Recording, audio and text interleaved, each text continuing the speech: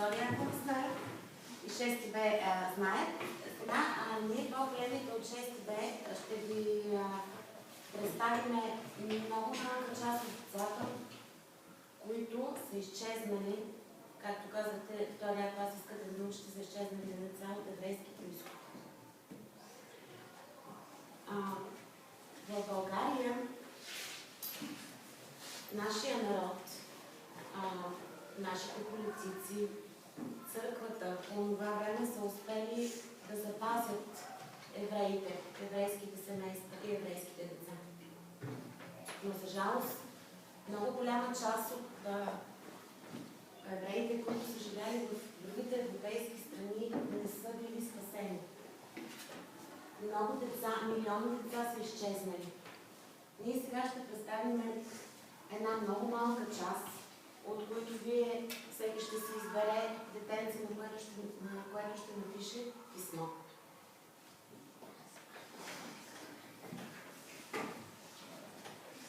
Кой се почваш? Айде.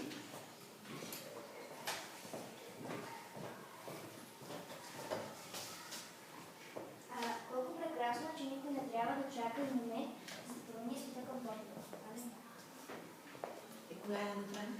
Ане Франк е едно от милионите деца, които са изчезнали по време на Холокоста и когато се охрана заедно с семейството с една къща 3 години, тя пише и си води дневник. Аз прочетох дневника, който е книга. На 4 август ги заявяват, ги арестуват и оцелява само баща й, който намира дневника сред купчина книги на земята и го издава, за да изпълни мечтата. Тя е, че тя е красната писател.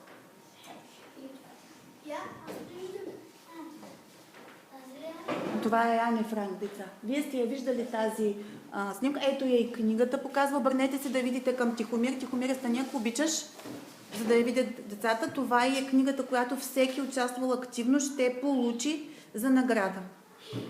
Даяна ще каже, хареса ли книгата, интересна ли беше?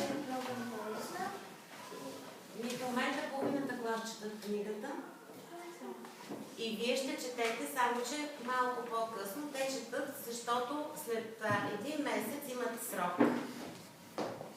След един месец ще се съберем пак, за да ви разкажат какво им е харесало в книгата. Така. И продължаваме с останалите деца.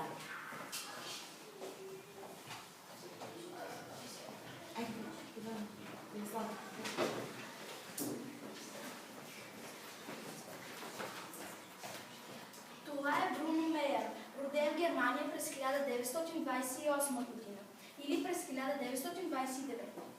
Той и сестрите му са изпратени в Освиенцим, където момичетата умират, спасен през януари 1945 година.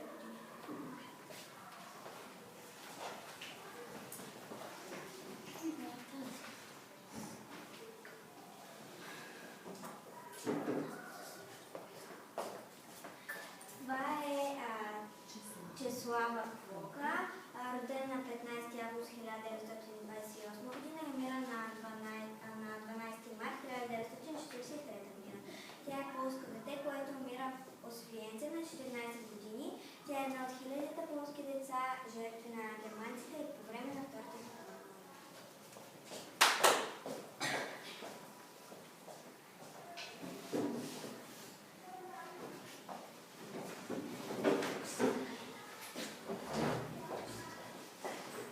Това е Халина Брукс. Това дете е едно от милионите деца, чието живот е погубен в резултат на Холокоста и нацистското преследване.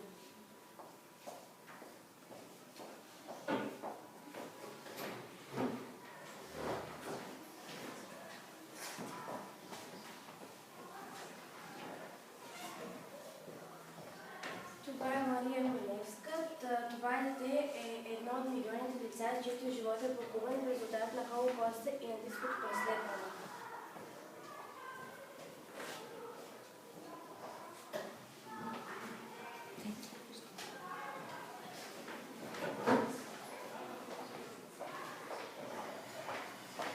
Това е Стефани Гомбек. Това дете е едно от милионите деца, чието живот е погубен от Холокоста и нацистското преследване.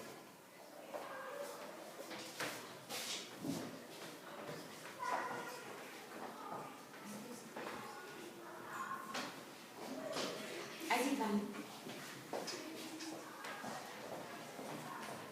Това е Моника Шарвие. Това дете е едно от милионите деца, което е погубено в резултат на Холокоста и нацистското преследване.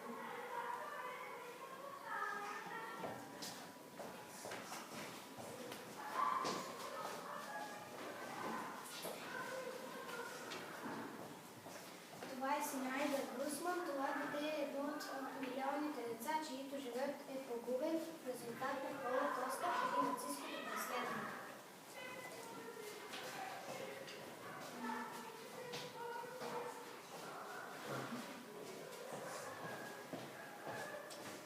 Това е Нита Бал. Това дете е едно от милионите деца, чието живот е погубен в Холокоста и нацистското преследване.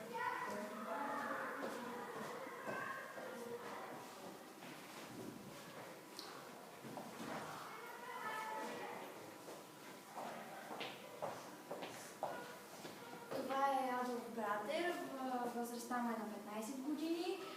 Той е германец и е дете от едно от милионите деца, чието живот е погубен в резултат на Холокоста и нацистското преследване.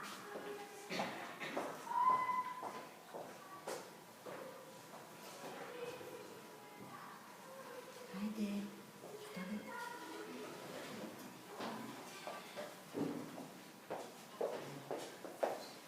Това е Роберт Русия, на 7 годишен поляк. Това е дете едно от милионите, чието живот е погубен в резултат на Холокоста и нацистското преследване.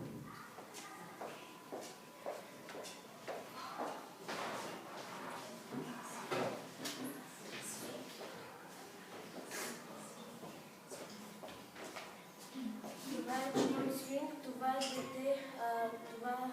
Това дете е едно от милионите деца, чието живот е погубен в резултат на Холокоста и нацистското преследване. Деца, вижте му шапката. Тя е от вестник. Ние също можем да правим такива шапки, нали? Вижте колко много си приличате вие и аз, когато съм била малка, с тези деца.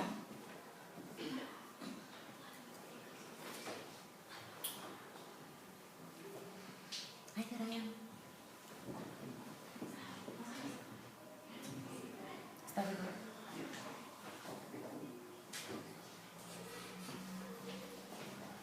Това е Адула Моската и това дете е едно от милионите деца, чието живот е погубен в резултат на Холокоста и нацистското преследване. Видяхте, че това са деца като вас. Но за разлика от вашия щастлив живот, те не са имали такъв. С изключение на една снимка, която видяхме, дете спасено през 1945 година и то е било спасено и транспортирано в лагер за деца в Австрия и оттам обаче изчезва. Всички снимки, които видяхте,